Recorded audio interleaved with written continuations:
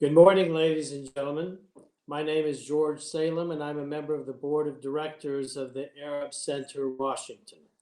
I'm pleased to welcome you to ACW's 5th annual conference and to this panel entitled Voter Demographics and Political Issues in 2020, the Middle East. Thank you for joining us this morning, and thank you to our keynote speaker for providing a wonderful scene-setter background for today's discussion. I have the honor of sharing the screen this morning with 4 exceptional panelists who will examine key constituencies on Middle East issues in the 2020 election. I will introduce them briefly in speaking order. Debra Shushan is Director of Government Affairs at J Street. She was previously Director of Policy and Government Relations at Americans for Peace Now, an assistant professor of government at the College of William and Mary, and a research fellow at Georgetown University's School of Foreign Service in Doha. Her expertise and research interests include comparative politics and international relations of the Middle East, U.S. foreign policy, and the Israeli-Palestinian conflict. After Debra, we'll hear from Jason Husser, who is an associate professor of political science and policy studies at Elon University. He is also director of the Elon Poll, which conducts statewide and national surveys on issues of importance to North Carolina voters and residents. His expertise and research interests include American political behavior, public opinion, and survey methodology in campaigns and elections.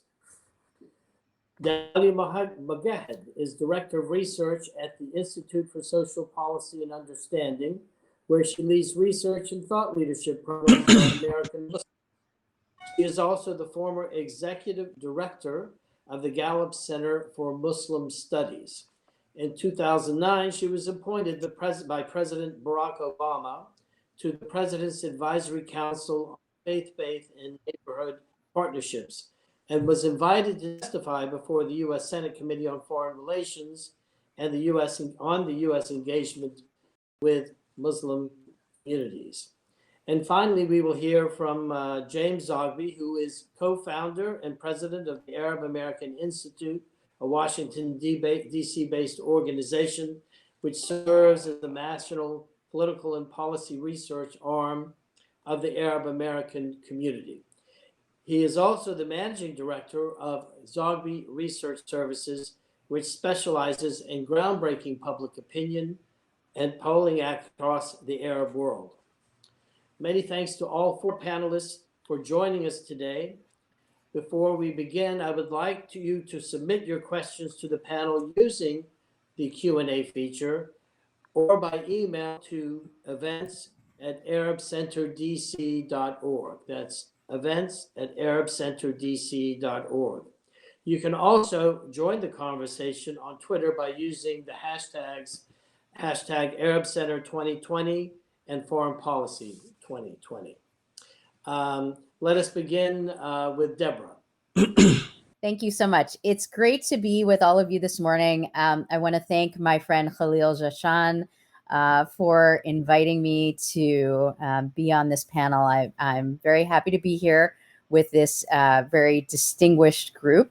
As I get started with my remarks about the Jewish American community and the 2020 election, I do just want to start and acknowledge the passing of Justice Ruth Bader Ginsburg, which is of course a huge loss for all Americans, but I think in particular is a loss for Jewish Americans who, found out about her death just as we were entering the Rosh Hashanah holiday, the start of the Jewish New Year, and just, came as a huge blow to us as someone who I think the Jewish American community really recognizes as the best of our community. And I think in a lot of ways was representative of some of the things that I'm going to talk about regarding the Jewish American community and our universalistic values in terms of the work that she did on behalf of the American people. So in talking about Jewish American voters, Let me start by contextualizing Jewish American voters. Jews are a very small part of the American population. We are 7.5 million, which makes us only about 2% of the US population. We are, however, super voters, which is to say that Jewish Americans turn out to vote in elections in higher numbers than the rest of the population. So in 2016, in the 2016 presidential election, again, even though we are only 2% of the population, about 4% of votes cast in the election were by Jewish voters. That was about 5.3 million votes. Now, unfortunately, a lot of our votes are wasted because so many Jewish Americans live in states, especially blue states, which are not swing states, right? Particularly in states like New York and California, over 40% of those votes cast in 2016 were cast in those two states alone, which means that they are essentially wasted. Outside of those two of our two biggest population centers in the United States, which are New York City and Los Angeles, biggest Jewish American population centers are in other places where our votes are not particularly helpful in presidential elections, like in Chicago and Boston. The one state one state, maybe not the only, where our votes really could and make a difference is in Florida. Of course, there is a large concentration of Jewish votes in South Florida. So that's probably our biggest opportunity to be electorally significant in this presidential election, where, of course, Florida is a swing state and likely to be important once again. Now, as for the positioning of Jewish Americans, most Jewish Americans are liberal and are a solid voting bloc for the Democratic Party. The only American population that gives a higher percentage of its vote to the Democratic Party in presidential elections is the African American population. Ideologically, 51% of Jews classify themselves as progressive or liberal. 36% see themselves as moderate. Only 13% of Jewish Americans see themselves as politically conservative. Regarding the Jewish vote in 2016, 71% of Jews voted for Hillary Clinton, 24% voted for Donald Trump.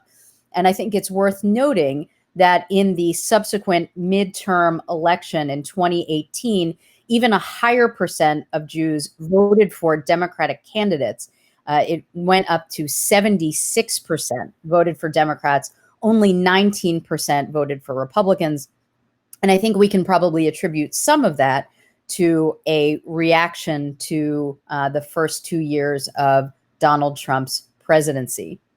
So how do Jewish Americans feel about Donald Trump? Obviously, very relevant question as far as the 2020 election goes, which of course is, second term presidential elections are typically a referendum on the sitting president. Well, 3/4 of Jewish Americans have unfavorable views of Donald Trump.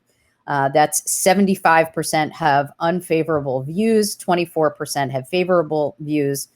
And most Jewish Americans intensely dislike Donald Trump.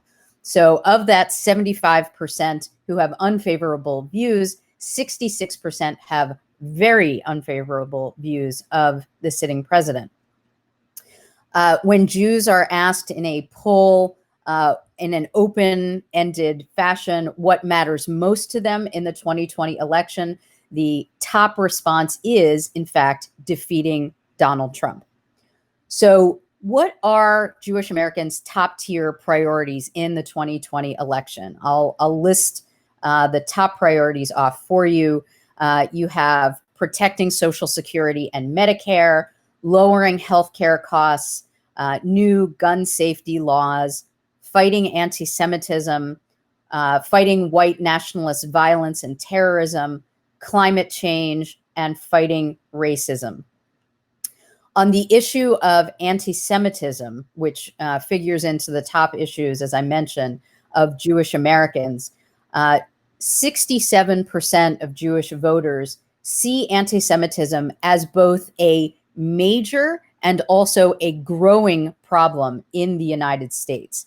And in that regard, it's certainly significant that many Americans see Donald Trump as a purveyor of anti-Semitism. Among Jewish voters, 76% believe that Donald Trump holds racist views, and 58%, a solid majority, believe that Donald Trump holds anti-Semitic views.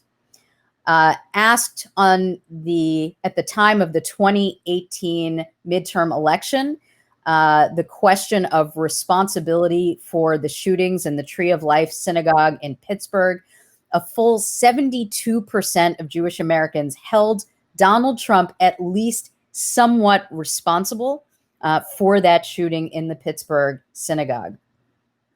Interestingly, although Donald Trump and those around him like to tout the fact that Donald Trump has a Jewish daughter and son-in-law, Jewish Americans are not particularly impressed by this. 64% of Jewish Americans have unfavorable views of Jared Kushner. Only 22% have favorable views of him. And these unfavorable views extend to other prominent Jewish individuals in the Trump administration, like Stephen Miller. Only 7% of Jewish Americans have a favorable view of him. So this brings us to the question of the Middle East, and specifically Israel and Jewish views as pertain to the 2020 election.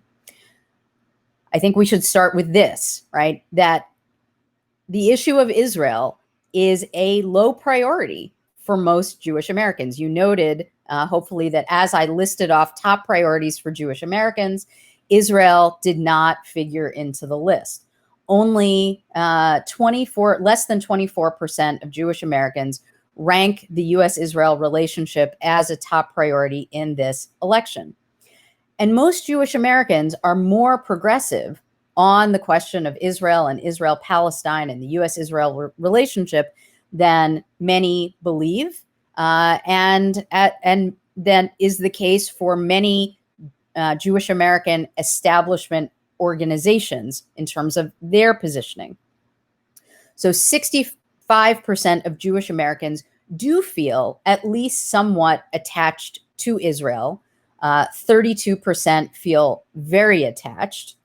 In a poll taken in November of 2018, 78% supported a two-state peace agreement between Israel and the Palestinians.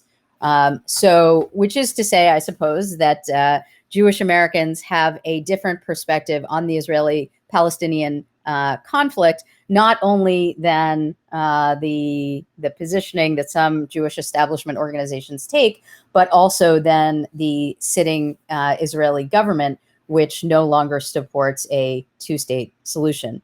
In terms of other key Middle East issues among the Jewish American community, there is strong support for the Iran nuclear deal. In 2018, 71% reported that they supported the agreement, and 67% disapprove of President Donald Trump's decision to pull out of the agreement.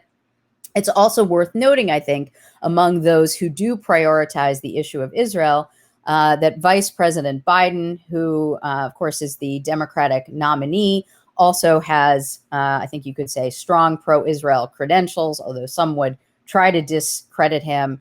It's worth remembering that the Obama-Biden administration agreed to a 10-year memorandum of understanding with Prime Minister Netanyahu that provided for the largest amount of aid to Israel, military aid to Israel, that the United States has ever given.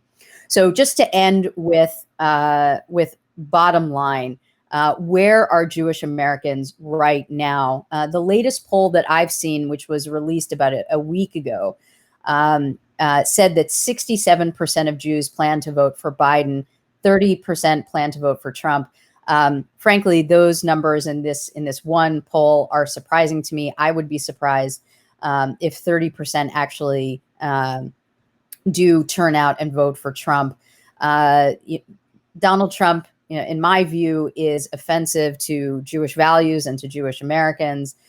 This is a president, of course, who after Charlottesville said that there were very fine people on both sides. Someone who has repeatedly trafficked in anti-Semitic tropes, like the one of dual loyalty, in terms of the thought that Jews are loyal to Israel. At a pre-Rosh Hashanah conference call with select Jewish leaders just last week, President Trump said, "We really appreciate you. We love your country." Of course, he was there talking about Israel, and thank you very much.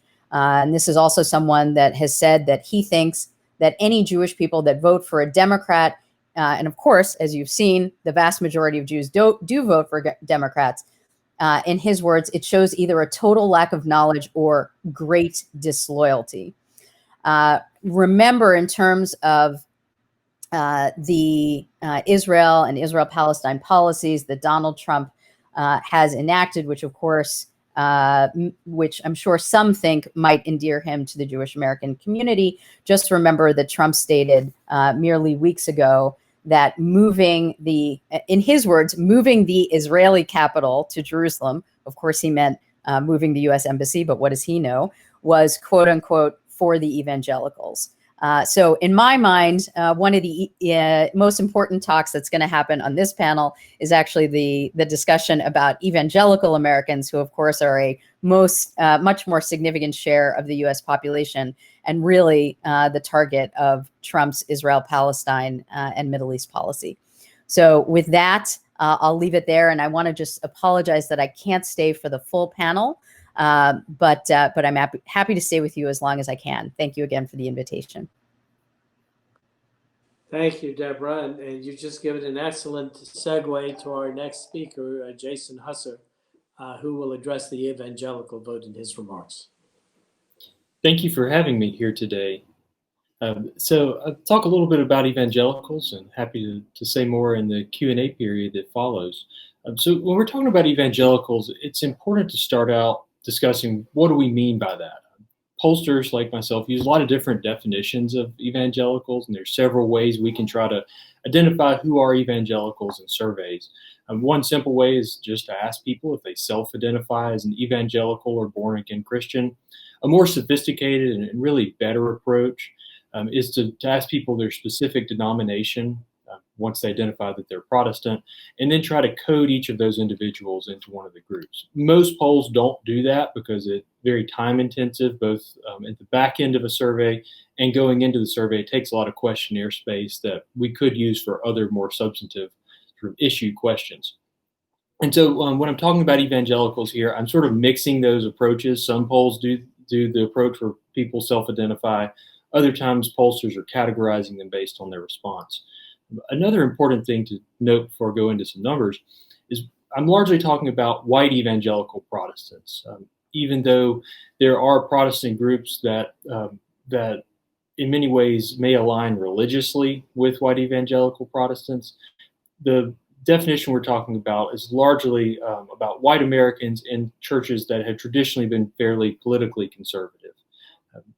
The landscape of evangelical Protestants is fairly complex. There are hundreds of different Protestant denominations, hundreds of different evangelical denominations. It's very confusing. Even I remember writing a dissertation related to evangelicals and voting and thinking, I can't remember all of these different Baptist groups. Which one of these is a mainline Protestant? Which one is an evangelical Protestant?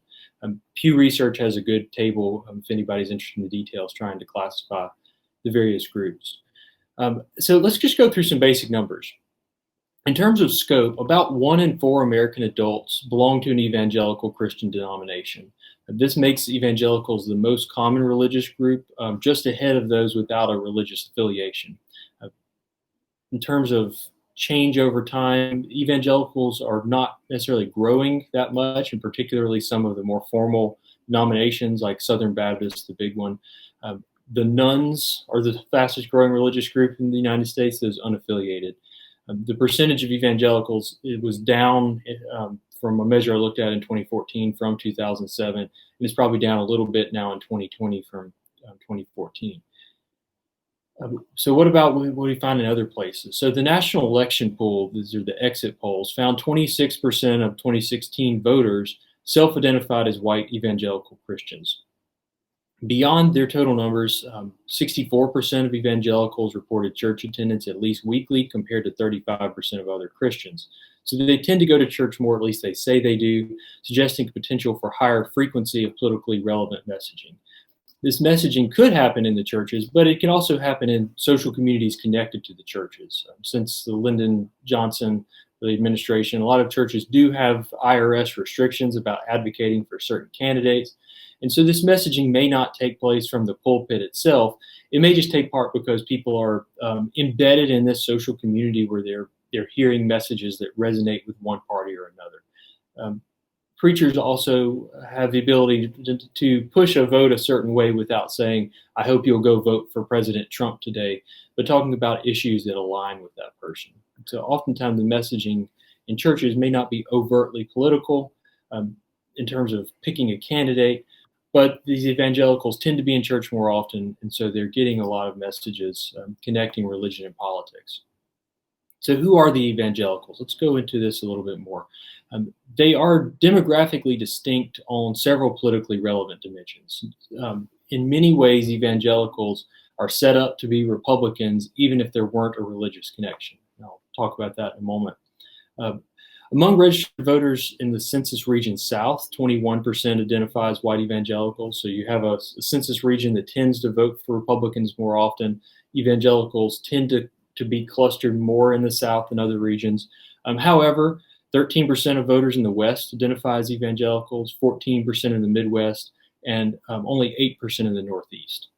White evangelicals are less likely to report incomes over $150,000. They're less likely to have bachelor's or higher education levels. And importantly, I think for the future of the Republican coalition, evangelicals tended to be older. Among registered voters in one Associated Press survey, 8% were white evangelicals if they were under 40. Among those over 40, 19% were white evangelicals. So the Evangelical Coalition, while still a large part of the electorate, in the next 10 or 20 years is one that could potentially decline over time.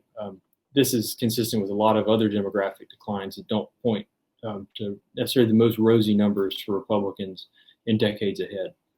So what about voting? Since really 1980 and Reagan's first election, evangelicals have been a key component of the Republican electoral coalition. Jimmy Carter in '76 enjoyed fairly high support among evangelicals, probably key to his victory there. But the rise of sort of the moral majority and Jerry Falwell led most evangelicals to become reliable Republican voters over time. In 2016, the National Election Poll exit survey had Donald Trump leading Hillary Clinton among white evangelicals by 79% to 16%. So Trump was winning evangelicals by over 60 points. White evangelicals composed 46% of Trump's coalition in exit polling compared to only 9% of Clinton's coalition. So roughly 4 out of 10 or so Trump voters are evangelicals. This is in part why it's an important group for him to make sure they're motivated to turn out to vote. A 2018 AP survey found white evangelicals were twice as likely to approve of Donald Trump's job performance as other voters.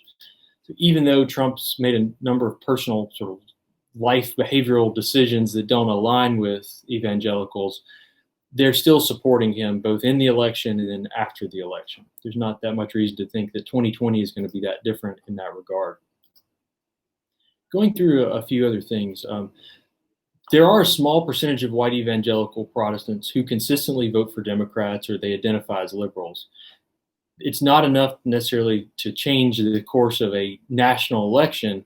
However, liberal evangelicals tend to be clustered in certain churches and in certain communities. And so at a local context, the evangelical left does have political power, but we just don't see it that much at a national scale when we're talking about horse races for the presidential election. But they certainly can be influential for like a state representative race or a mayoral race, things that may be largely clustered in that one community.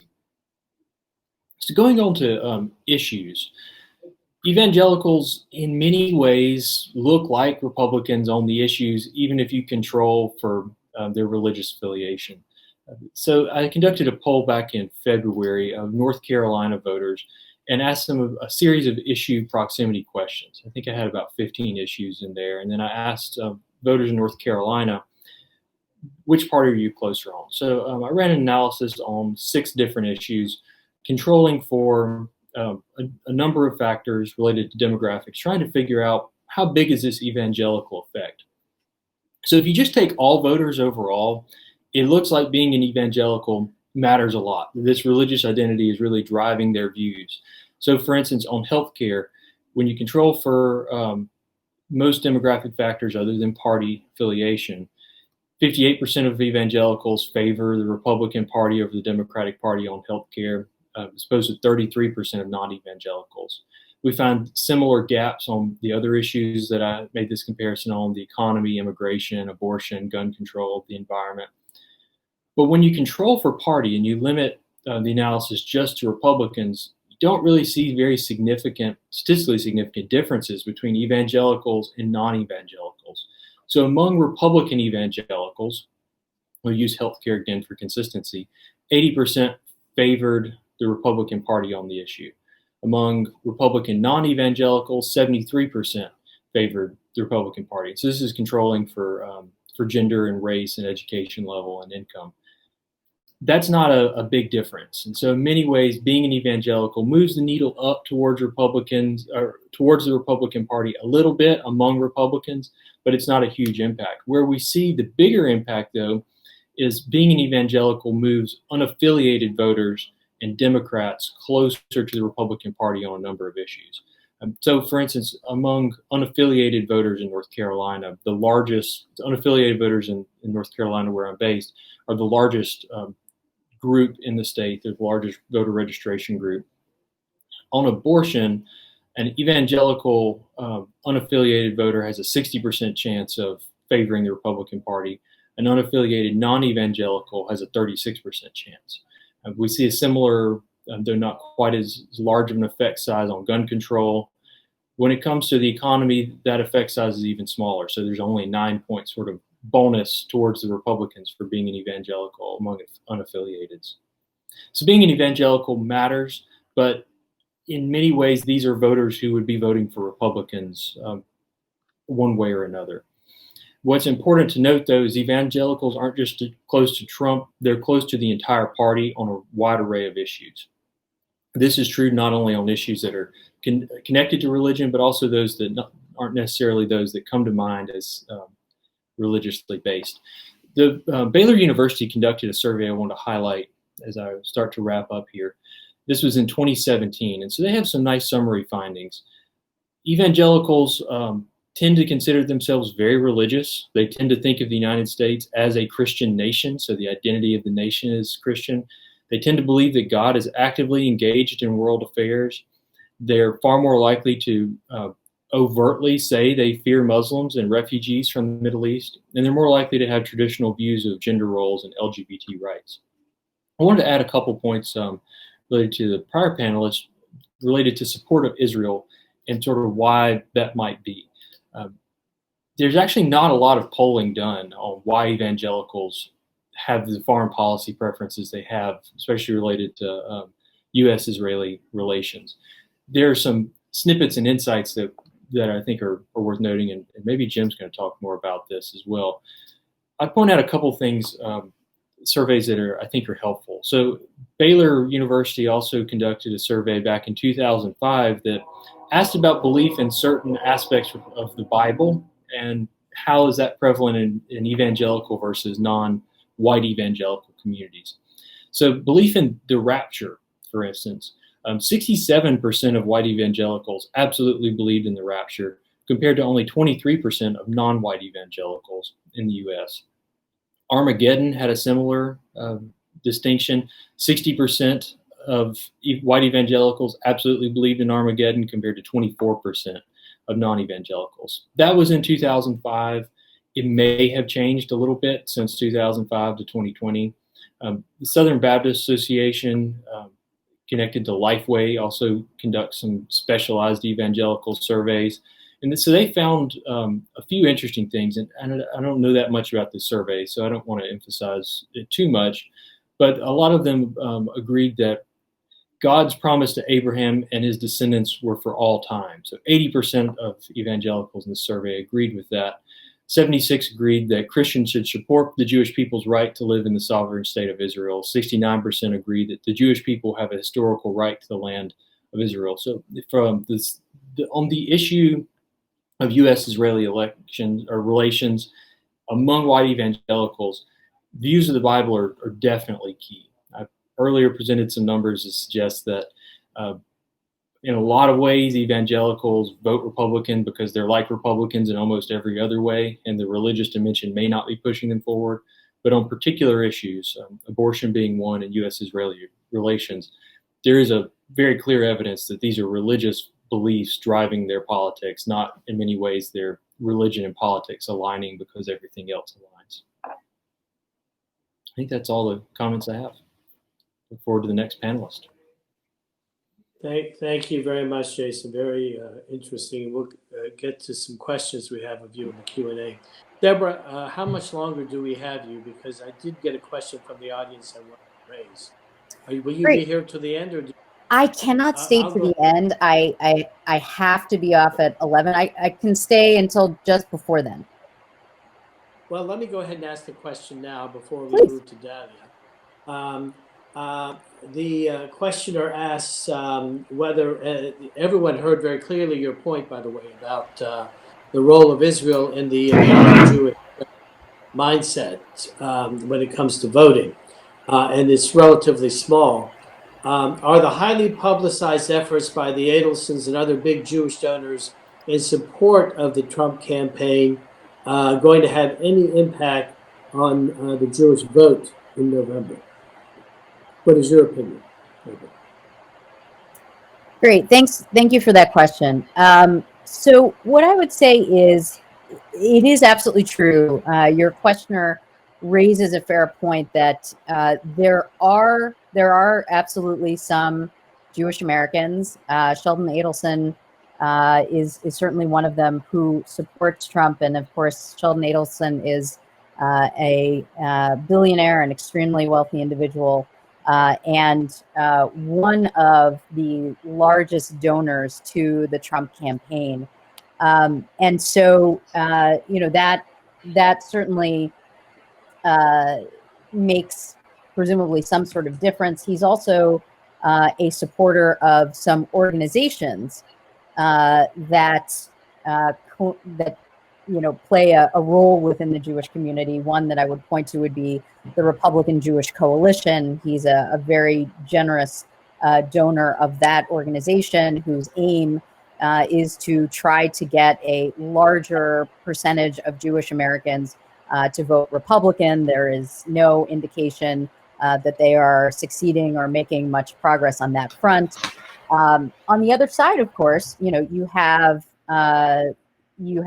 wealthy individuals and non-wealthy individuals within the Jewish American community that invest their resources in support of the Democratic Party. So, and of course, some of those are the same individuals that the Trump administration tries to claim are responsible for the success of the Democratic Party. I mean, if you think of some of the advertising that the Trump campaign put out right before the 2016 election, which some accused of at least some tinges of dog whistling anti-Semitism, of claiming that individuals like George Soros were responsible for funding the Hillary Clinton campaign and for any success that she might have, and vilifying them to try to bring out voters on the other side. You have Sheldon Adelson, and he plays a certain role, but I wouldn't overplay it when you think of the landscape of the Jewish American community, in which Sheldon Adelson is certainly an outlier, but one who uses his wallet in significant ways. It's certainly true. Thank you very much, Dalia. Okay, great. Thank you. Turning now to Dalia Mogahed, who will, in her remarks, the Muslim vote. Please, Dalia. Thank you. Thank you very much. And special thanks to Lena for inviting me and to all the organizers of this conference. I am the Director of Research at the Institute for Social Policy and Understanding. Just to give you a brief background on our organization, we do research and education to help inform dialogue and decision-making on the American Muslim community. So that is our focus. And we've done polling now for the past 5 years. Our 2020 poll will be released on October 1st, so please mark your calendars. But since then, since 2016, we've been doing an annual poll of not only American Muslims, but American Muslims, American Jews, and then the general public, that we break out into Catholics, Protestants, and then within the Protestant community, white evangelicals, and then of course the non-affiliated. So what's really special about these reports is it's the only source really that looks at the American faith landscape all consistently across the board. And so what I'll be sharing is some comparisons of Muslim Americans to other faith communities, but mostly focusing on American Muslims. So just to set the foundation, some basic demographics of American Muslims. The first thing that makes American Muslims very unique is that they are the most ethnically and racially diverse faith community in America. They're the only faith community with no majority race. And so when you look at the breakdown of American Muslims, the plurality identify as Black or African American, and that is usually around between 25 and 33% of American Muslims identify as Black. 23% is Asian, and that would be South Asian, Pakistan, India, and other Asians. Only 14% identified as Arab in 2019, and then 19% as white. 8% is Hispanic. That's by far the fastest growing group within the American Muslim community. And then the rest are mixed race or other races. So 1% have consistently identified as Native American. Now, before I go any further, I'll just mention the point about white Muslims, because it's always a question I get at the end. So I'll just answer it now. The 19% is white, and people are always like, what are you talking about? Who are these white Muslims? Well, white Muslims, people who identify as white, are from backgrounds like Turkey or Persia or Iran, Bosnia, Chechnya, and other places that are, where white people are from, and they are also Muslim. And there's also some white converts in that group. So it's not entirely unlikely that this would be the case. I also want to emphasize that this is a number that is very robust. It's what Pew finds, it's what Gallup found, it's what ISPU has found 5 years in a row. So it's not like a fluke. It really is 19% or so. The other thing I just want to mention is we do offer Arab as an actual identity for race. So these aren't all Arabs who are just having to choose white. They do have a choice of also being Arab. So there are possibly some Arabs in there who are choosing white over Arab. So I just want to make that clear, but this is all self-identified. Half of American Muslims were born in the United States and half were born outside the United States. So whereas we're not all immigrants, but the immigrant story is still a very important part of the American Muslim story. However, 86% total are citizens of the United States.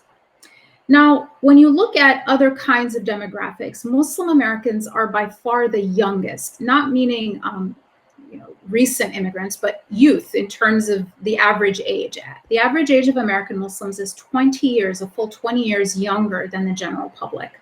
So a very young community. And 35% of American Muslims are poor, are living at or below the poverty line. And this is not usually the story you get. The model minority is the one that I think a lot of people want to project. But American Muslims are actually the most likely faith community to have a portion of their community that is poor. It's the largest percentage of any faith community. So whereas there are many rich Muslims, there are also a lot of poor Muslims. And when you look at faith communities, it's the most economically diverse as well, not only the most racially diverse. 73% in 2019 were registered to vote of the citizens. So this is very important. It's not 73% of the total, but of those eligible to vote. And this is according to polls. And as you all know, polls always tap into populations that are more likely to vote than the actual general public.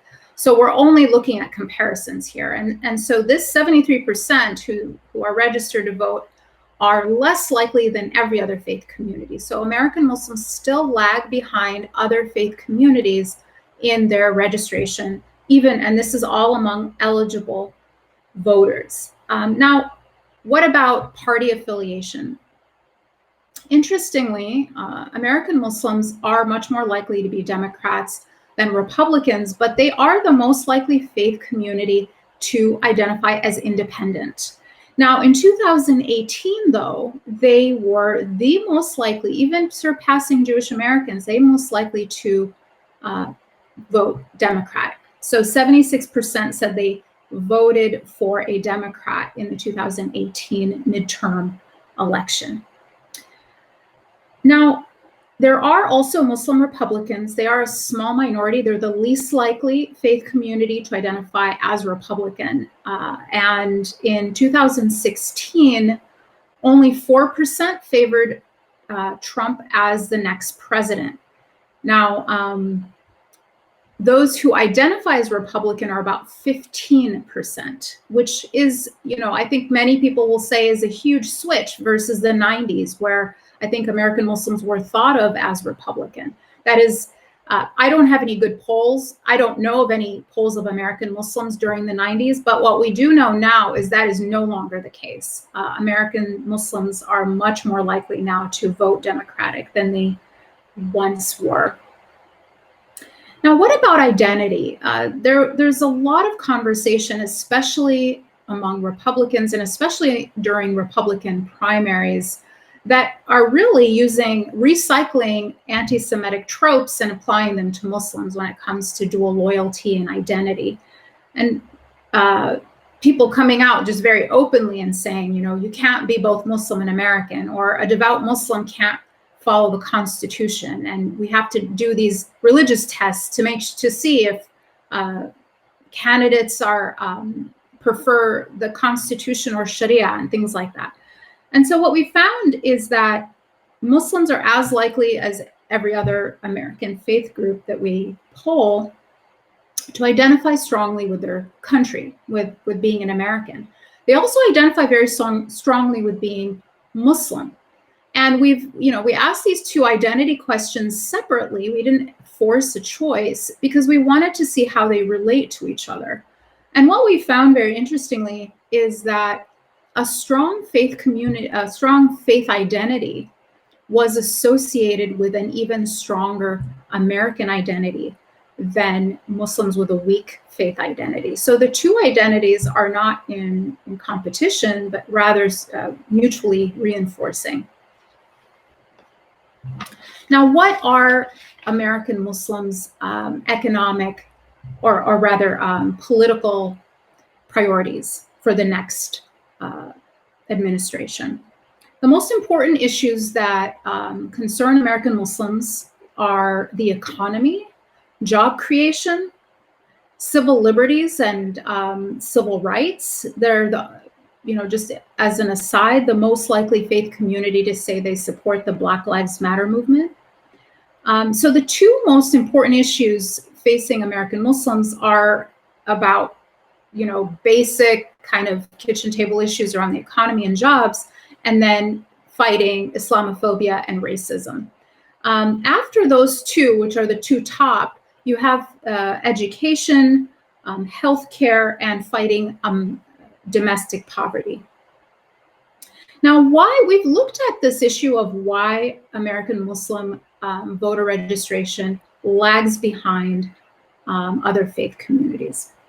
And we found a couple of things. So first, in 2016, the percentage of people who were registered to vote who were eligible was only 60%. So the first thing to note is it's actually, over the past 4 years, has climbed steadily and very relatively quickly. But so that's sort of good news for those who want American Muslims to participate.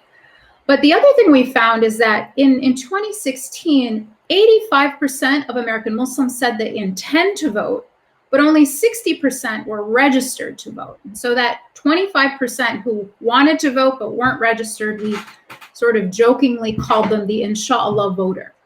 Now that gap between intention to vote and registration has closed over time, thank God, right?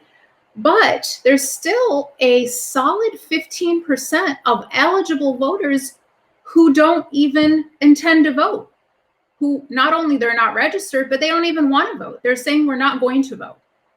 And so we looked at that group. What is driving this refusal to vote, or a disinterest in voting? And whereas several people would have said, especially 15, 20 years ago, there's some religious, belief that you can't vote or something like that. That was not what we found in this 15% now, in this, 2019, 2018. The 15% who did not intend on voting, their reasons for not wanting to vote were the dissatisfaction with the choices or the belief that their vote didn't matter. So the kind of answers that you would hear from other minority groups who just aren't believing in the system or that their voice counts. Now, what we also wanted to look at, what makes someone more likely to vote? And so we looked at people who took part in the 2018 midterm election. And so if you vote in a midterm, you're probably more motivated even than if you vote for, in a presidential election. We wanted to study what predicts higher voter participation in the Muslim community. And really there were four things, and this is controlling for other demographics. The first and the strongest predictor of participating in the midterm election was that person had contacted a local elected official in the last year. So local politics and participation in local politics is very, very important. The other things are having a higher income, which is not very surprising, being older, so being older than 50 years old. And again, as you might remember, I said Muslims were on average much younger than the general population. And then, interestingly, attending a religious service weekly. So this is not unique to Muslims. This is a factor that you find across the board for really all faith communities. If you are attending a religious service weekly, you are more likely to participate politically. So I'll just end with 4 data-driven ways to increase voter participation. The first is, or political impact of American Muslims, who, by the way, only make up about 1% of the population. First is to build from the ground up, to really focus on local elections where Muslims can actually make a difference. So Muslims in America tend to live in swing states. So they actually can make a difference even on a national election, but even more so on local elections. The other thing about building from the ground up is that local elections can cure people a little bit more of believing that their vote doesn't count and that nothing makes a difference, because in local elections, they absolutely do make a difference. The second is to mobilize at mosques. for voter registration drives, and you see that more and more. Although not all Muslims attend a mosque weekly, a slight majority do say they do, around 60%, and this is a number that's been consistent year after year. 60% of Muslims say they attend a mosque weekly for religious service. And it's also linked with higher voter registration. So it's a place where people are gathering, at least when we don't have a pandemic. The third is to build coalitions with allies. Now, first, with 1% of the population, you're not going to be able to make a difference without building coalitions and without finding allies. And when you look at Muslim American political priorities, they are shared with many other groups. And then fourth, and I think this would really make the biggest difference, is to focus on economically disadvantaged and young Muslims, because both of those groups are both a large percentage of the American Muslim community, and they are the least likely to be registered to vote. So thank you very much, and I look forward to your questions. Thank you, Dalia. Jim. Listen, I'm delighted to be here. Jason, I just want to comment that there was an expression you used that I will continue to mull over, referring to Trump making life behavioral decisions. I found that a delightful euphemism for some really deplorable behaviors, but that's interesting, and I'll stay with that. I must say that in preparing my remarks, I actually got stuck on the first part. That is to say, the first set of questions about the election in general. What are the expectations? What do polls tell us about priorities? Will the progressive wing, et cetera, et cetera? And I'd like to start there, and then maybe get into Arab Americans toward the end, if you don't mind. I wrote a piece last week called "The Armageddon Election," and I think that not in the terms of used by evangelicals, but in terms of end of the world. I think both sides clearly see it as that, and I think have reason to. It is going to be a decisive election in so many ways, and certainly the passing of Ruth Bader Ginsburg brings that home in a very powerful way for both sides. A poll I saw, our first speaker, Kyle, referred to 83% of the electorate seeing this as a critical election. More interesting to me was another set of numbers that said that 40% of Republicans, if Joe Biden won, would attribute his victory to voter fraud. 67% of Democrats said that if Donald Trump wins, that would probably be voter suppression and other dirty tricks played. So there's a sense that it's not just voters see this as I guess, what do you call it? Donald Trump Jr. Referred to it as a choice between work, school, and church versus rioting, looting, and vandalism. I mean, it was that kind of end of days language. It is, as Donald Trump was suggesting in Minnesota just the other day, it was about white America. It was about saving us from refugees, saving us from our foreignness. And for Democrats, it's a vision of how do you salvage some decency, some sense of moving forward toward a better country that includes all citizens, race, color, and creed. I think it's that kind of intensity that is making this election so important. And while I once thought that I worried more about what would happen after the election in terms of the potential for violence, which I think is very real, I am now as concerned about what happens before the election.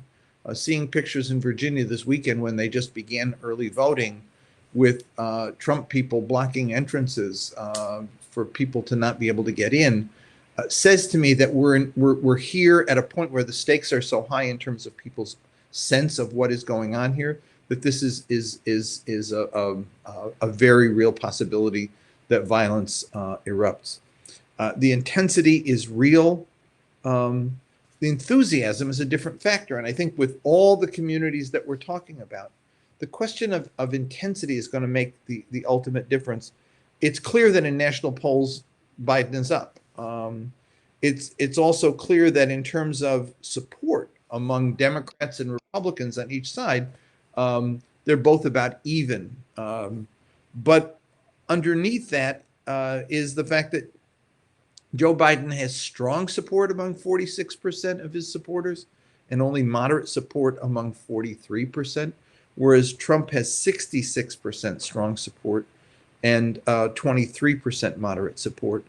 And 56% of Biden voters, I think Kyle mentioned this in the beginning, say they're voting for him because he's not Trump.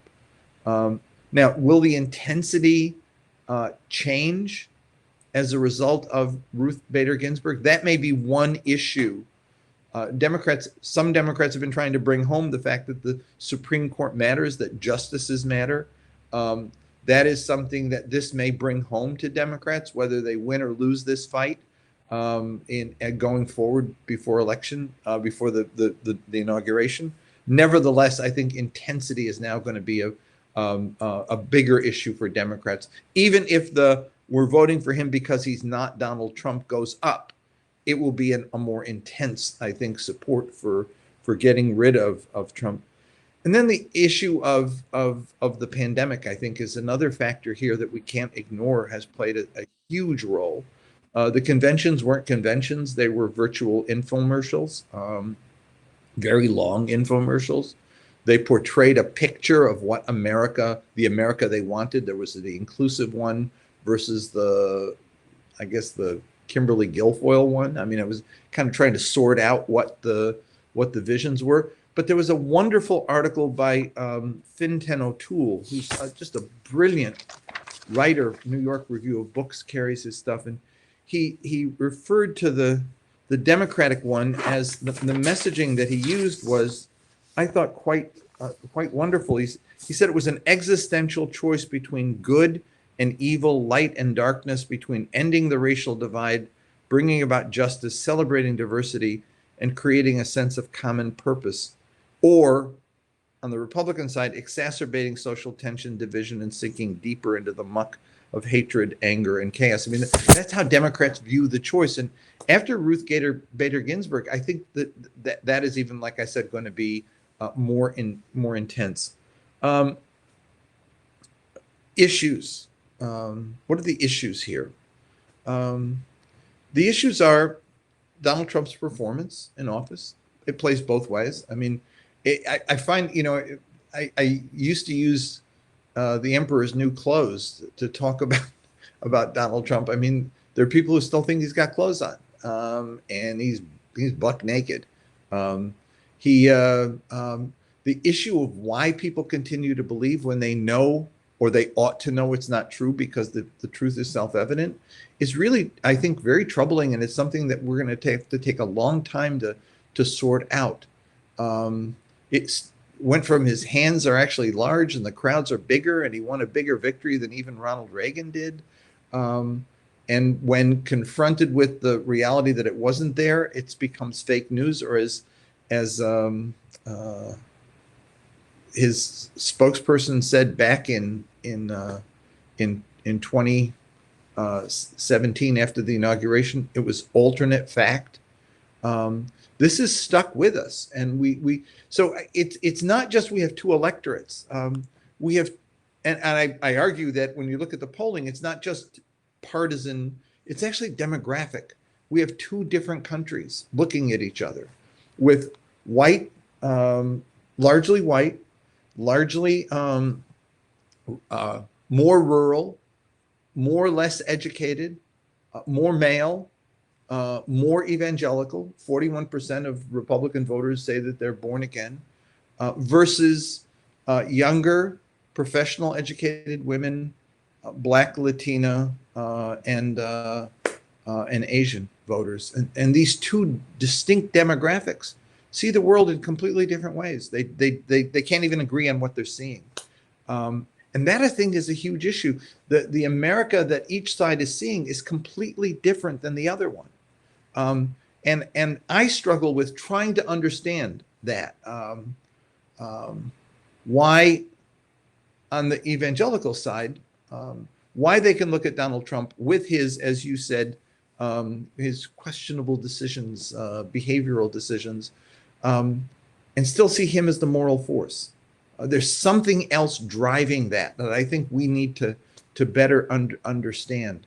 And so this election is going to be about that. It's going to be about their some voters drawn to this, the certainty that he gives them, even if the certainty is about questionable facts. The sense that he's saving their country, which means saving them from foreigners, from rioting and looting and behaviors that they, are not as apparent, but nevertheless he's made them real for them. These are going to be issues that are going to be played out among the electorate. How intense he is able to create the sense among his voters that that all is lost if he loses, that they the America that he wants them to live in and that they want to live in, because they find themselves uprooted and threatened and challenged and socially dislocated from the values that they grew up with. How intense they're going to feel that is going to what's going to drive them. And on the other side, what's going to drive the vote is how intensely they feel that their vision of America is at risk. That what they want for their children and for their future and for the country they live in to be protected and saved. Other issues are going to be there, but they're actually secondary. This is going to be a gut election, and sure, performance on how he whether he delivered the goods is something. Whether he's made America safer and greater in the world and all of that. But at the end of the day, because those performance issues are all up for question. I mean, I think he did nothing. His supporters think he did everything. That it's because the two views are so wildly different. It's the gut issue that's going to matter. And that's, I think, what we need to sort through. Now, just a word about Arab Americans. We're about 3.7 million. We are largely in states that matter. Michigan, for example, Ohio, Pennsylvania, also Florida. Big numbers in California, but as you know, that state doesn't much matter in terms of in terms of decision. I mean, it's going to be Democratic. We know that, and so we're not going to make a difference. But we will make a difference in Michigan, Ohio, and Pennsylvania. And what I'm thrilled about is that attention is being paid to the community. Now, how does the community vote? We saw in terms of voter ID, the split was about what the rest of the country was all the way through the 90s. Slightly leaning Democratic with about a third, with a excess of Democrats, maybe 3-4%, and then the independent picking up the remainder. Around the time of 2002, that began to switch. And it began to switch increasingly every year. The gap began to open so that by the last time we polled, which was 16, we're polling again in the next week or so, the gap was almost 2/3, 1/3 Democrat, Republican in terms of voter ID. And in terms of voter performance, the same thing. Now, the community is about 2/3 Christian, 1/3 Muslim, and a little more actually, because more recent immigrants, while still Christian, are also Muslim, and less from Lebanon, Syria, and more from North Africa and Iraq, Egypt, etc. The numbers, and Somalia, which has become a huge source of new immigrants since 2000. In any case, the differences that we find in terms of party ID are those born here, especially in their second generation, tend to be a little more Republican, but still they lean Democrat. Those born overseas and registered to vote overwhelmingly vote and identify as Democrat. The issues that are important to them are, while there are differences clearly in terms of country of origin, born here, born there, etc., the issues are the issues that are important for everybody in America. It's the economy, it's healthcare, it's education. Palestine ranks high as a concern. Lebanon is a concern. Human rights in the Arab world is a concern. When we talk about the Middle East, they matter. But in the end of the day, they're going to vote on the issues like every other voter that are the gut issues of the kind of world they want their kids to grow up in, whether or not they feel threatened and afraid by the outcome of one versus the other.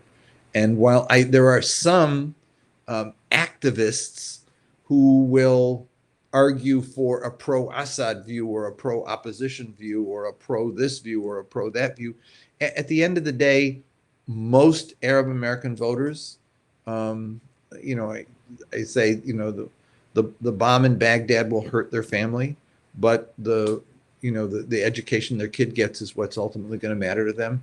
They're going to vote for how they feel about their future here in America, and those are the issues that matter to them. They want to be respected. They don't want to be discriminated against. They have reacted, and I think what happened to move the needle toward more support for Democrats was the racial taunting, the insulting rhetoric coming from Republicans and the policies of the Bush administration, which, while they affected recent immigrants, affected the community as a whole. There was a trauma about this targeting, profiling, discrimination against Arabs and Muslims. And that has lasted till now. And frankly, the Republican Party under Donald Trump hasn't done a whole lot to convince people that they were any different than that. So, like I said, while there'll be, some, hardline activists in some subgroups in the Arab community who will say, well, we're Republicans for Trump. At the end of the day, people aren't going to vote for Donald Trump because of that. They'll vote for him because of the gut issues in their communities, neighborhoods, and in the world that they want their kids to grow up in, how the vision they have of the world they want their kids to grow up in. And I'll stop there. And I thank you very much for the opportunity to be a part of the panel. Thank you, Jim, and thanks to all of our speakers. You all gave very thought-provoking comments. We have several questions. Jim, since you just spoke, I want to start with you. Everyone understands and appreciates how historic and important this election is. But based upon the comments of several of the speakers today, is the Middle East really an important factor in this election overall, given all of the other issues that everyone has addressed and that many of us understand? No, it's not. And this may be one of the first elections in a long time where the performance of I always used to say, no candidate ever runs on the Middle East, but their performance is ultimately judged on how they did on the Middle East. This is an election where that pales in terms of the life behavioral decisions. Jason, I'm going to use that over and over again. This is an election about Donald Trump. It's about Donald Trump's behavior, Donald Trump's rhetoric, Donald Trump.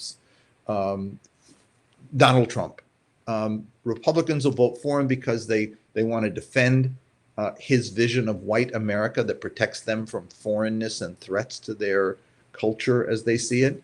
And Democrats are going to vote against him for the opposite reason.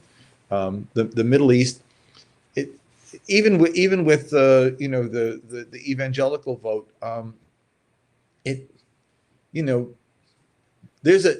that's an ideological point about the rapture and Armageddon.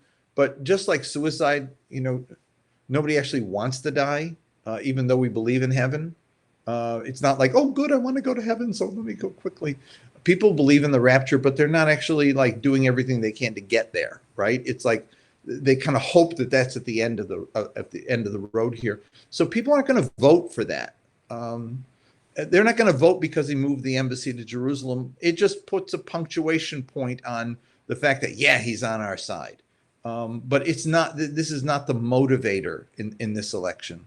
And so, yeah, I just don't see the Middle East playing the role that it might have played in earlier elections and did play. I would agree with that. In fact, it was a much bigger issue in prior elections, particularly for Republican candidates. When we were, but interesting. It's a conclusion I've come to as well. Jason, turning to you, we have a couple of questions. Is the Middle East really a serious issue for evangelicals? And you mentioned the poll about evangelicals and the view of Jews living in Israel. Has anyone polled whether evangelicals are in favor of Palestinians living in Israel proper or within an independent state of Palestine? Is there an evangelical view on this? I'll start with the first question about the role of the Middle East in the election. I agree with Jim's point that these views of sort of end times is really more about just saying which side a person's on and signaling things. It's not driving people to the polls. It may have been more influential among some people and more salient after September 11th. And then this seems like a silly reason. This is my guess. There was this like Left Behind book series that was wildly popular in the evangelical community. I think that made that issue salient to people. That's not really going on much in common parlance right now. I don't think so.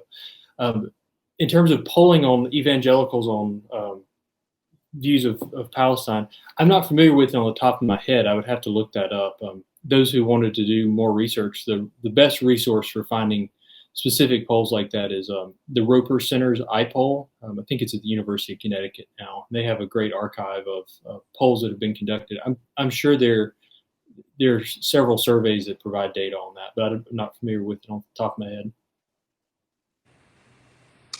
Thank you. Dalia, we have a few questions for you from the audience. The first is, are there differences between Arab and non-Arab Muslims when it comes to voting patterns and the role of the Middle East in the vote? And after you answer that, I've got a couple of more. Yeah. Thank you for that question. We don't find that there are these kinds of systematic differences between Arab and non-Arab Muslim voters when it comes to the Middle East. The Middle East, at least in open-ended questions on what the most important issues are, just is not mentioned spontaneously by many in the Muslim community, period, including Arabs. The only things that I would say distinguish Arabs a little bit, and really there's very few differences between Arabs and non-Arabs, but one that does stand out is Arabs are, or have been for several years, more likely to report religious discrimination. So Islamophobia does tend to be racialized, where Arabs are more likely than non-Arabs to experience discrimination that they interpret to be based on their religion. Thank you. And two parallel questions. To what extent do American political party stances on Israel-Palestine play into Muslim American votes? Could there be any connection between low voter turnout in the Muslim American community and dissatisfaction with the stance taken by both Democrats and Republicans on the Israel-Palestine conflict? Well, I think that's, I was going to say, the first thing I was going to say is there much of a difference from the perspective of most people, at least until very recently, where some Democrats have started to speak more critically. But before that, there was very little difference between the two parties when it came to the Palestinian-Israeli conflict. So I think that there is something to the possibility that those 15% of Muslim voters who say that I don't like the options, they're no one represents my perspective, that some of that does relate to both parties' stance on the Arab-Israeli or the Palestinian-Israeli conflict, though we have not actually heard that explicitly from respondents. Dalia, do you have any sense of whether there's a strong sentiment among Iranian Americans for Trump because he takes a hardline view on the Iranian regime, which most of them oppose? Mm-hmm. I wouldn't be able to answer that just because our sample size isn't big enough to be able to break it down by, a group like Iranian Americans. So I don't have the research to respond to that. I don't have the data. What was the question, George? Because we do poll Iran. The question is there a strong sentiment among Iranian Americans for Trump because he takes a hardline view against the Iranian regime, which they we're in the field. We're in the field right now doing a poll of Iranian Americans. I don't know, but in previous years, we polled for PAYA, an Iranian American organization. In previous years, we've seen the anti-Trump sentiment grow to really significant levels, and fear of the impact of a conflict on their families at home. They feel deeply about the division that they've experienced. That they're afraid sometimes to call to Iran. They're more afraid of the impact here in America than on what the regime in Iran might be doing. They're not supportive of the regime at all. And they do want change in Iran, but they find the prospect of war, and they're seeing the impact of sanctions on their family being really, really significant and hurtful. So I'd say that there's not much chance of Trump getting significant support from Iranian Americans. They don't feel that at all. And that again is Iranian Americans who are Muslim, Christian, and Jewish. A significant number of Iranian Americans are Jewish, and interestingly enough, there's very little demographic difference in the responses, differences in the responses among the different demographic groups. The only difference is sometimes the Iranians who came before the Shah left office and those who after the revolution, those who came in more recent years. But it's an interesting community. Back in fall of 2019, I was trying to plan our polls of North Carolina for the calendar year 2020. And so we asked an open-ended question: what is the number one issue you'd like to hear politicians talk more about in the 2020 elections? Among North Carolina voters, we only found 3% said something related to national security, foreign policy, or the military. Similarly, Gallup has been asking their most important issue question for years. And in 2020, most of the issues related to foreign policy or Middle Eastern world just are like an asterisk because they're too small of numbers to even report a full integer. So I think those numbers point out that this election is largely being driven by healthcare and the economy. In that same fall poll that was really internal for our planning purposes, healthcare was the number one issue. 20% of voters in North Carolina, this critical swing state, said healthcare. That varied a little bit by party. Healthcare was more important for Democrats in North Carolina than Republicans. 24% said healthcare among Democrats, 15% among Republicans. So it really was coming down to what people wanted to hear about pre-COVID was healthcare, economy, immigration. And then a lot of people were saying, I want to know about the political system. I want either politicians to get along, some sort of anti-polarization statement, or they were saying, we've got to do something about Trump specifically. If we did a poll today, would we find people, that was always an attitude, right? And Democrats thought you needed to run Trump by bringing people together because people were tired of division. I'm kind of wondering if that's changed, especially after Ruth Bader Ginsburg. There's this sense of, it's either all or, you know what I mean? I consider myself sort of a formerly raging moderate. It's increasingly difficult to do that now, and trying to be a nonpartisan pollster is hard. And I think it's harder and harder to sort of advocate for let's try to find the common middle ground and get to a point where we can actually pass legislation, just because things are so divided. And it often becomes, by taking a position of sort of well, let's either be neutral or let's try to find some way we can all get along. That in itself is becoming an ideological position in opposition to social progress. I'm just going to ask Dalia a question. This issue of polarization is so intense, right, and so real, and Muslims find themselves in the crosshairs of this. You've become a partisan issue, going back to Newt Gingrich and the Victory Mosque, and then 2012 candidate saying they wouldn't nominate a Muslim unless he took a special loyalty oath, et cetera, up to Donald Trump. Right. How does it feel being in the crosshairs? Well, I think it probably explains why so many Muslims are voting Democratic, because despite, maybe some more conservative social values where people might expect them to vote Republican, but I think there is so much alienation from some of this rhetoric that they find themselves only having almost like one choice.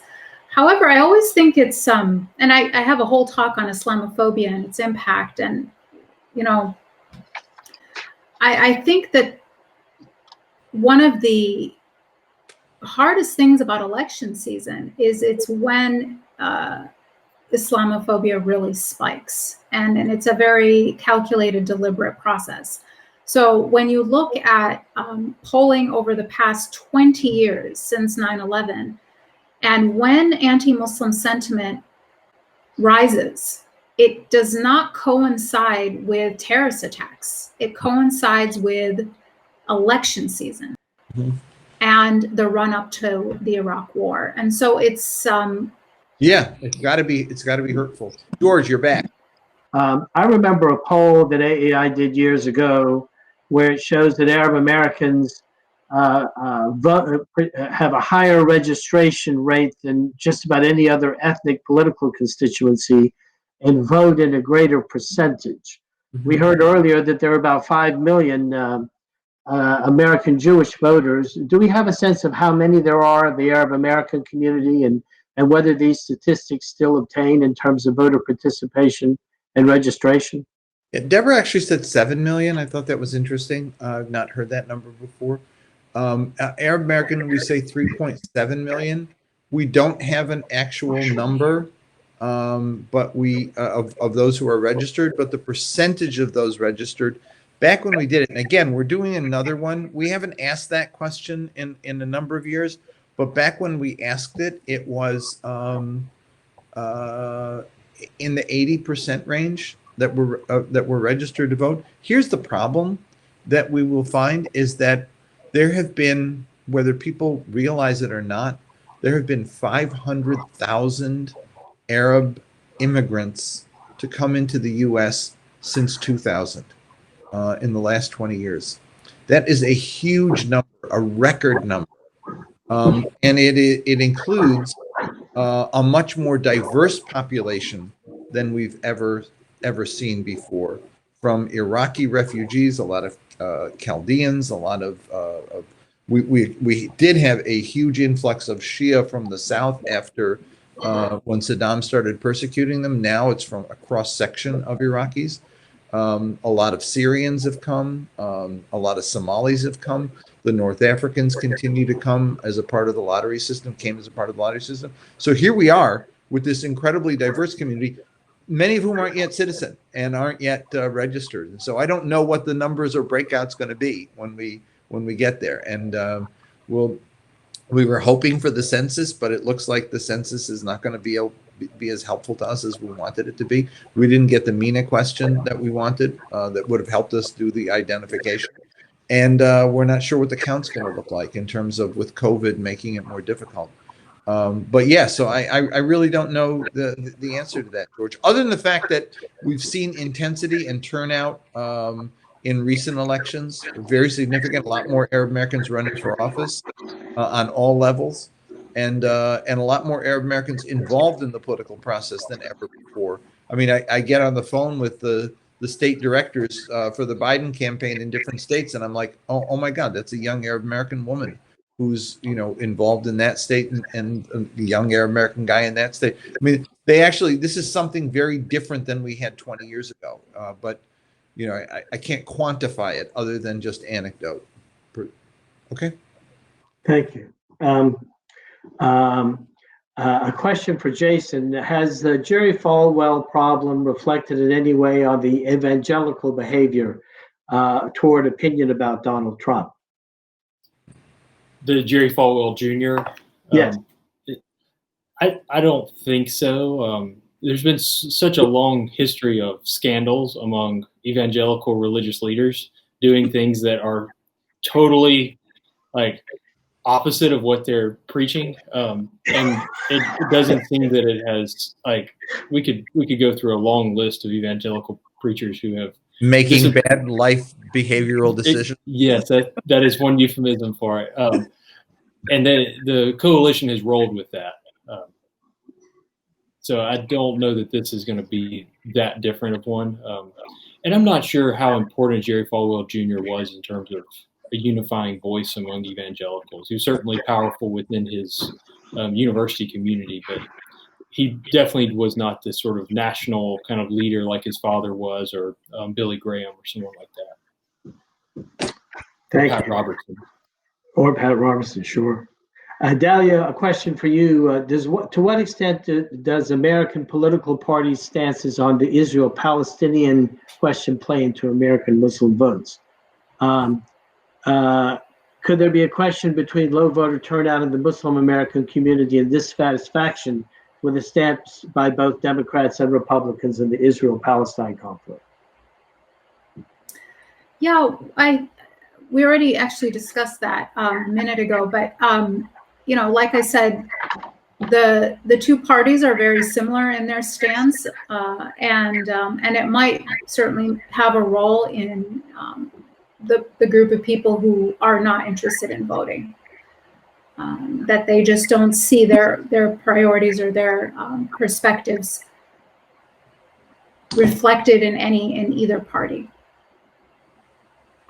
I'm not finding that the case at all.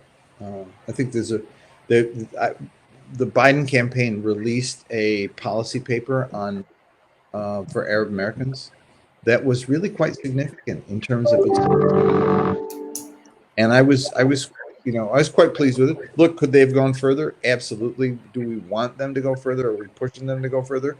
Absolutely. But is this the best statement we've ever gotten? Look, it's really hard not to be better than Donald Trump on this issue. But when Joe Biden's policy paper says that he opposes efforts to delegitimize Israel, including the boycott, divestment, sanctions, but then adds a comma and says, but we will protect the constitutional right of every American to free speech, which is why Joe Biden spoke out in defense of the two congresswomen who wanted to travel to Israel and were denied entry. That's huge for a presidential candidate to say, I oppose what Israel was doing in defending Rashida and Ilhan, and also saying you have a constitutional right to do this. Israel has spent literally tens of millions to get states to oppose BDS and criminalize it. And here you have the Democratic Party nominee saying it's not only not criminal, but it's constitutionally protected free speech. So I think that there were differences here, and I think that we appreciate them. But at the end of the day, whether they were good or bad, and there is a difference, and I think it's better, it's not going to be the issue that's going to drive Arab Americans or anybody to the polls ultimately. What's going to drive them to the polls is their feeling that if the other guy wins, it's the end of the world. And I think that's very real. Thank you. We have an interesting question. One of the viewers noticed that generally the panelists avoided the use of the word racism as a main factor in being responsible for the way Americans will be voting one way or the other. Would anyone like to expand? Well, I'd like to first say that I didn't avoid it. I made it as one of the two top issues American Muslims considered. First being the economy and job creation, the second one being issues around racism, Islamophobia, and civil liberties. So, and the fact that American Muslims are the most likely faith community to support the Black Lives Matter movement and express concern about police brutality. So, no, I think that this is a major issue for Muslim Americans, for the fact that we are the most ethnically diverse. Where plurality of us identify as Black, but even non-Black Muslims are equally concerned about these issues in many cases.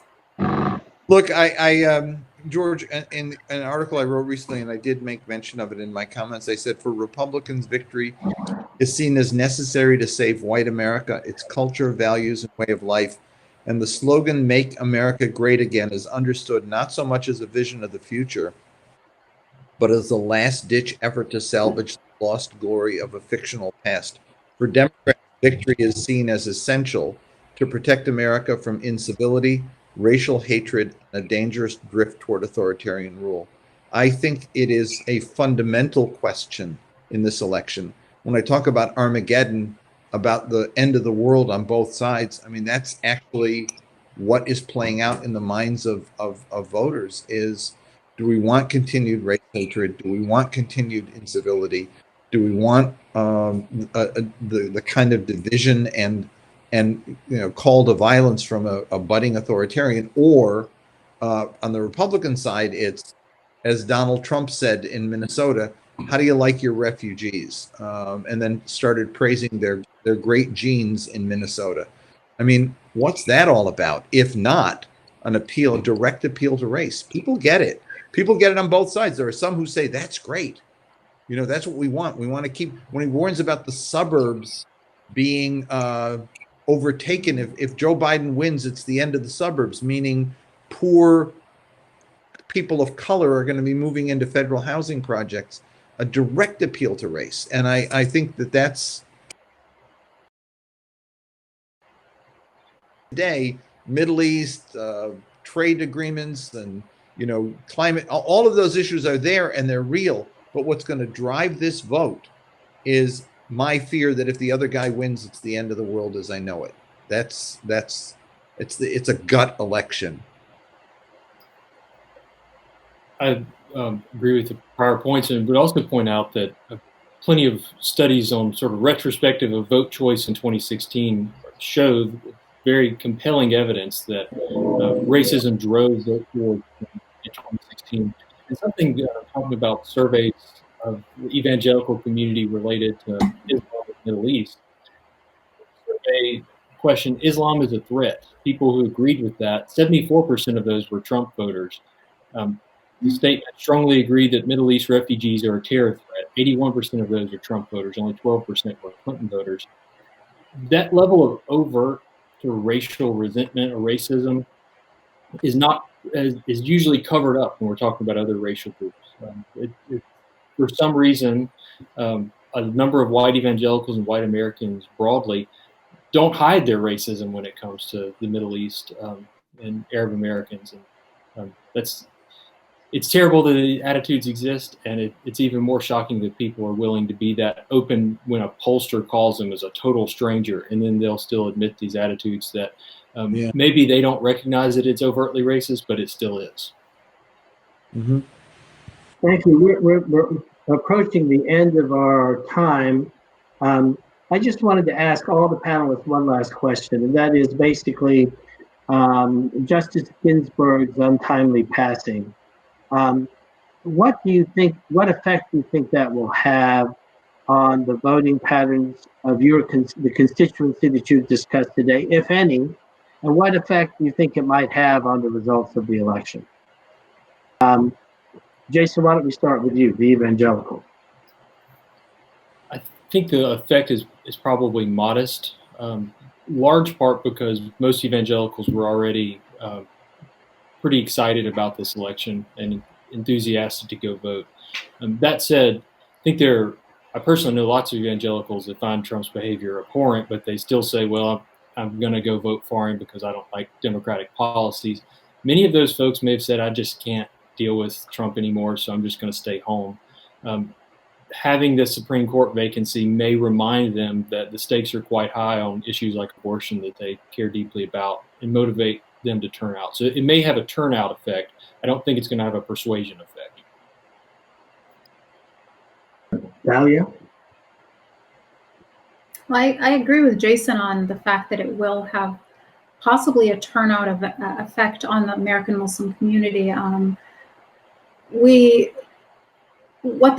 way the Supreme Court looks is a huge issue for American Muslims for a lot of reasons, and the loss of one of the justices that wrote the dissenting opinion against the Muslim ban is quite significant. And so I think if anything, it just adds to the urgency of this election.